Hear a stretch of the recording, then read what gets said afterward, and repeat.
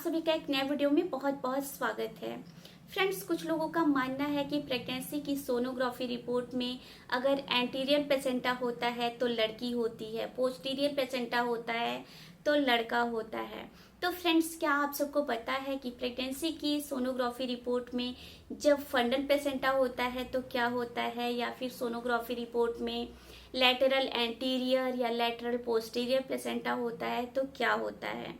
और इससे रिलेटेड मेरे पास बहुत सारे कमेंट्स आते हैं जिसमें लोग पूछते हैं कि मेरी सोनोग्राफी रिपोर्ट में एंटीरियर प्लेसेंटा है, पोस्टीरियर प्लेसेंटा है या फिर फंडल प्लेसेंटा है, तो मुझे क्या होगा।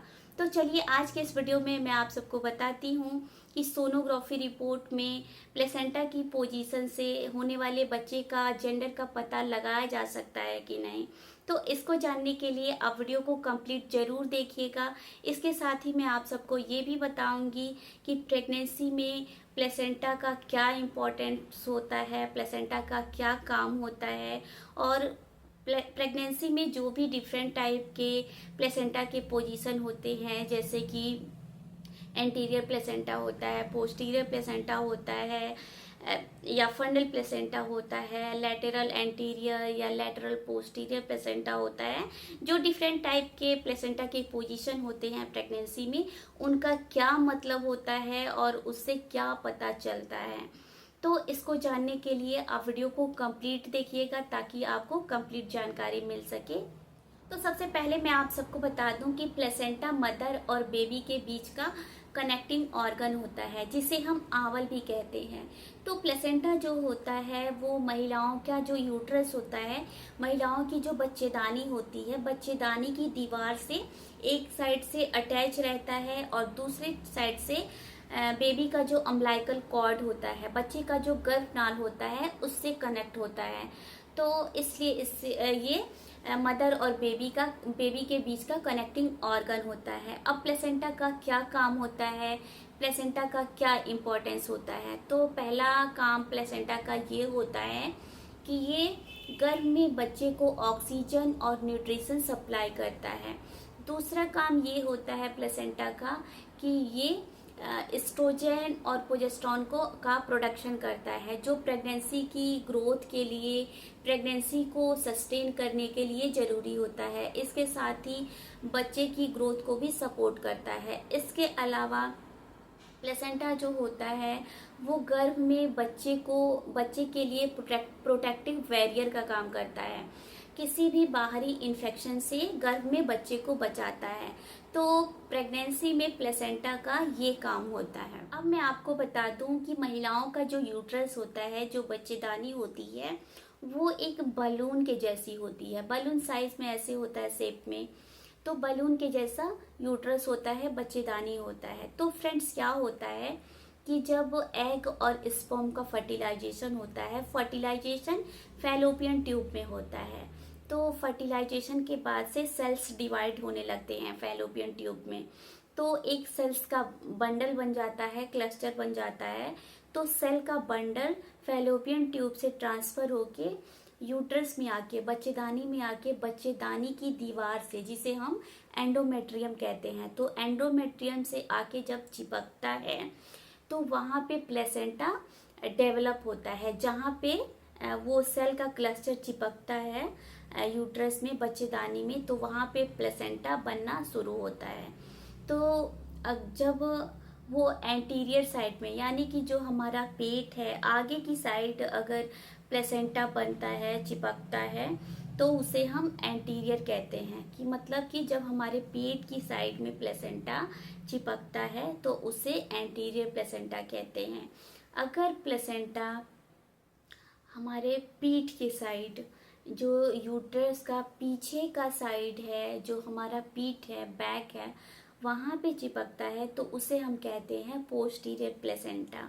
और प्लेसेंटा जब जो यूट्रस है, बच्चेदानी है, उसके एकदम ऊपर, यानी कि मैंने कहा कि बलून के साइज का यूट्रस होता है, तो बलून का जो टॉप एरिया होता है वहाँ पे अगर प्लेसेंटा बनता है तो उसे हम कहते हैं फंडल प्लेसेंटा। और मैं आप सबको इसके साथ ही बता दूं कि फंडल प्लेसेंटा की एक बहुत ही नॉर्मल पोजीशन होती है।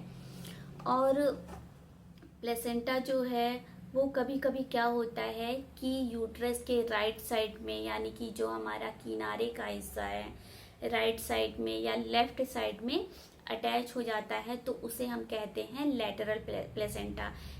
आगे की मतलब किनारे की साइड, आगे की साइड होता है तो उसे हम कहते हैं लेटरल एंटीरियर प्लेसेंटा। और अगर वो साइड में पीछे है तो उसे हम कहते हैं लेटरल पोस्टीरियर प्लेसेंटा। और फ्रेंड्स, मैं आप सबको बता दूं कि एंटीरियर प्लेसेंटा होता है जब आगे की साइड चिपकता है, पोस्टीरियर प्लेसेंटा होता है जब पीछे की साइड चिपकता है, ऊपर की साइड जब चिपकता है तो उसे हम कहते हैं फंडल प्लेसेंटा। और कभी कभी क्या होता है कि ये प्लेसेंटा जो यूट्रस होता है, बच्चेदानी होता है, उसके ओपनिंग के आसपास अटैच हो जाता है, तो उसे हम कहते हैं लो लाइंग प्लेसेंटा। तो लो लाइंग प्लेसेंटा जो होता है वो थोड़ा सा रिस्की होता है प्रेगनेंसी में, लेकिन इससे आपको घबराने की ज़रूरत नहीं है। अगर आपकी प्रेगनेंसी का तीसरा चौथा महीना है और उसमें अगर लो लाइंग प्लेसेंटा है तो वो बाद में जैसे जैसे आपकी प्रेगनेंसी का ग्रोथ होता है वो लो लाइन से अपर सेगमेंट में प्लेसेंटा चला जाता है। तो ये होते हैं प्लेसेंटा के डिफरेंट पोजीशन। और जब बेबी की डिलीवरी हो जाती है तो डिलीवरी के 15 से 20 मिनट के बाद प्लेसेंटा की भी डिलीवरी हो जाती है। तो फ्रेंड्स, प्रेगनेंसी में प्लेसेंटा का सिर्फ और सिर्फ इतना ही काम होता है कि वो बच्चे को ऑक्सीजन, न्यूट्रिशन सप्लाई करता है, प्रेगनेंसी में एस्ट्रोजन और प्रोजेस्टेरोन का प्रोडक्शन करता है, बच्चे की हेल्थ को सपोर्ट करता है, गर्भ में बच्चे के लिए प्रोटेक्टिव बैरियर का काम करता है, बाहरी इन्फेक्शन से बच्चे को बचाता है। तो प्रेगनेंसी में प्लेसेंटा का सिर्फ इतना काम होता है जो कि मैंने आप सबको बता दिया। तो सोनोग्राफी रिपोर्ट में प्लेसेंटा की पोजीशन से बेबी के जेंडर का डिटेक्शन नहीं हो सकता है। होने वाला बेबी लड़का होगा या लड़की होगी इसका पता नहीं लगाया जा सकता है। ये एक मिथ है, एक गलत बात है। तो आपको बिल्कुल भी अपनी सोनोग्राफी रिपोर्ट में प्लेसेंटा की पोजीशन पे एंटीरियर है या पोस्टीरियर है या फंडल है, इस पे फोकस नहीं करना चाहिए। आपको सिर्फ और सिर्फ प्रेगनेंसी में अपनी हेल्थ पे फोकस करना चाहिए, न्यूट्रिशनल चीज़ें खानी चाहिए, आपको एक्सरसाइज करना चाहिए ताकि आपका हेल्थ अच्छा रहे और आपको एक हेल्थी बेबी डिलीवर हो सके। तो फ्रेंड्स, आई होप कि ये वीडियो आपको यूज़फुल लगा होगा। इससे आपको जानकारी मिल गई होगी कि प्लेसेंटा की पोजीशन से कुछ भी पता नहीं लगाया जा सकता है। तो वीडियो अगर यूज़फुल लगा होगा तो वीडियो को लाइक करिएगा, ज़्यादा से ज़्यादा वीडियो को शेयर करिएगा ताकि और भी लोगों को इसके बारे में जानकारी मिल सके।